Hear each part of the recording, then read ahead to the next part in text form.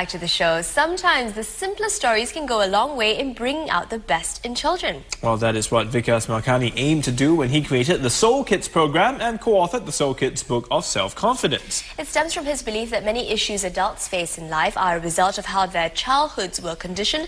So the best way to help children develop positive behavioral skills is to start early. We asked Vikas' co-author Sally Forrest and counsellor Elin Ong how this transformation can be achieved. Good morning, guys. Thanks for joining us.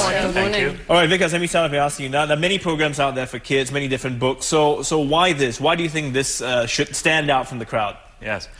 Well, this actually came about because of an inspiration I had, and that happened when I was working with a lot of adults, and I found they have deep-rooted issues.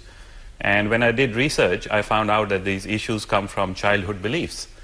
So I had this inspiration that if children are given correct, positive, confident beliefs when they are young, then that's what they grow up with, that's what they become adults with. And not only do they carry it into their adulthood, but they will teach it to their children. And what kind of issues specifically? Well, just knowing how good you are, understanding whether you're special or not. Believe it or not, most people live life thinking they're not special.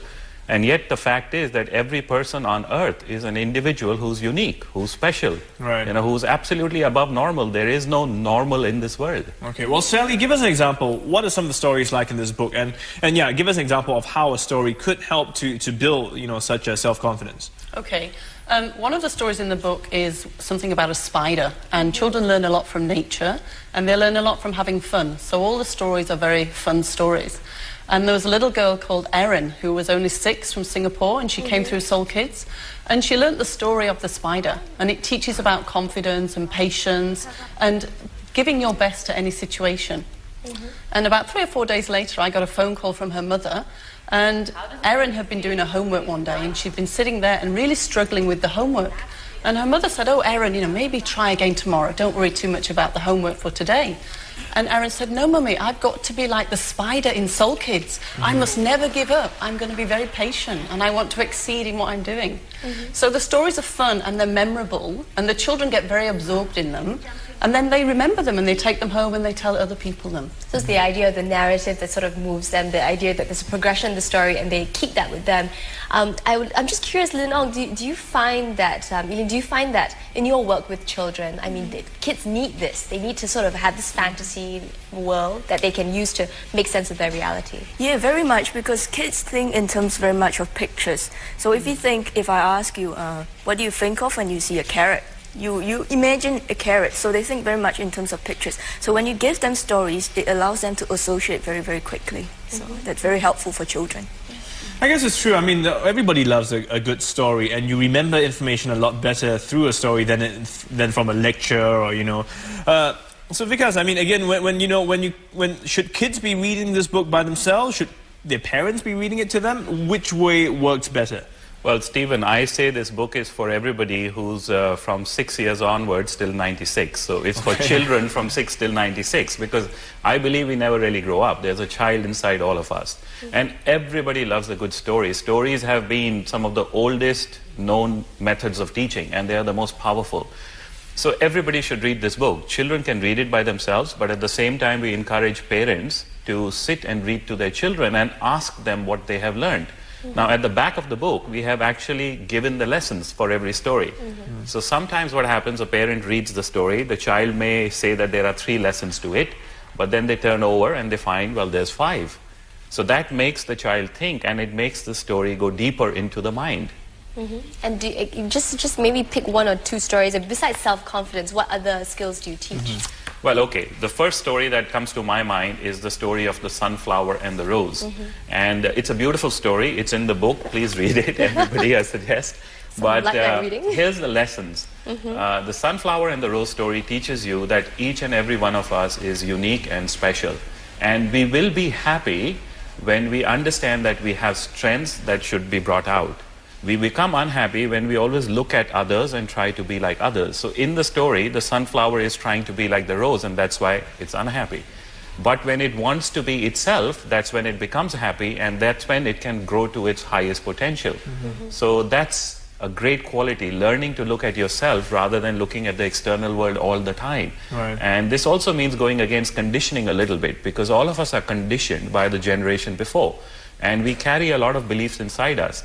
And that's the idea of SoulKids, to become very, very authentic, to understand who you are, to find out what your strengths are, and to take your passions forward. Yeah, as you mentioned, I mean, a lot of conditioning is done by the environment we're in. I mean, the role models we have, our parents, of course, play a large influence in that. So what happens if I'm a parent, and is there anything in here that I may not agree with, that I may feel, I don't really like this approach, I'm more conservative, I'm more, I'll use Asian in that sense, because we are more conservative. Elin, maybe you tell me from a counselor's point of view, would there be any parents who might be concerned with any of the topics raised here, and how can they approach it to sort of share the same values, but maybe from a slightly different approach? Well, you see, in most of these stories in this book teach the children about self-confidence, and most families want really the best for their children.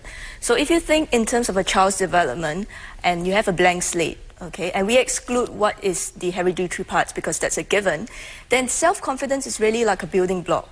So you have that at the very foundation, and on top of that, if the parents teach behavioral skills and school skills as well, then when it comes to the crunch time, then you know that the foundation is strong. So if we want families that are resilient, for instance, we want healthy families, we want communities that are resilient, we want communities that are healthy, then we must start with the individuals.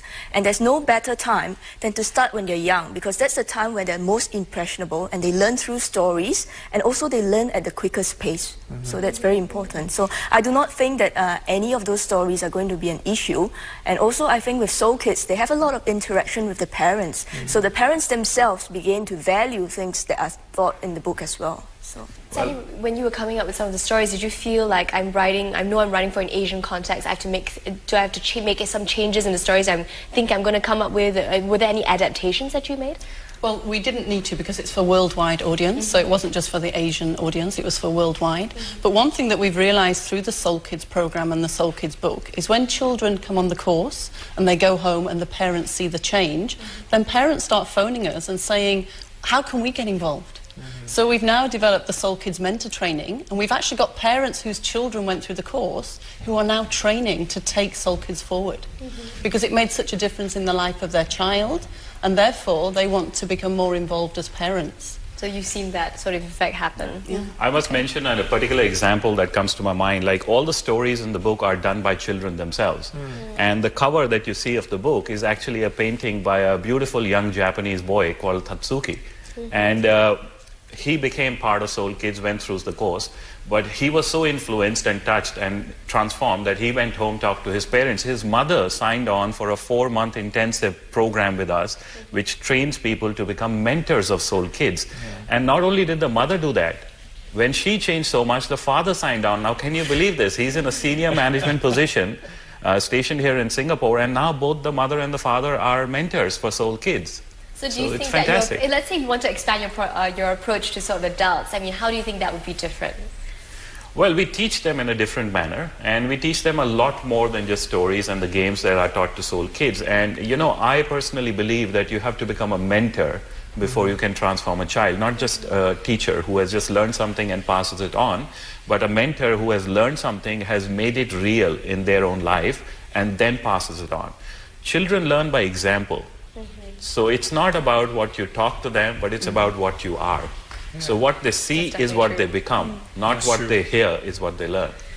As parents, I think, that we can relate to. Well, thank you for coming in this morning. Thank you Thank you very much. That was Vikas, Sally and Lin Ong talking about SoulKids, the book of self-confidence. So it might be a good read. I mean, give it a chance. I think, if anything at all, reading to your children, spending time with them is the best reward you can give your children. And not just on like a language level, but I mean, teaching them values, teaching them, you know how to love people, how to interact with people. That's the best thing. Most rewarding part being a parent. This is Primetime Morning on Channel News Asia. Have yourself. I was almost going to say goodbye, but anyway, we're just off for a short break. Still half an hour to come. We'll be back in just 2 minutes. We'll see you in a bit. See you in a bit.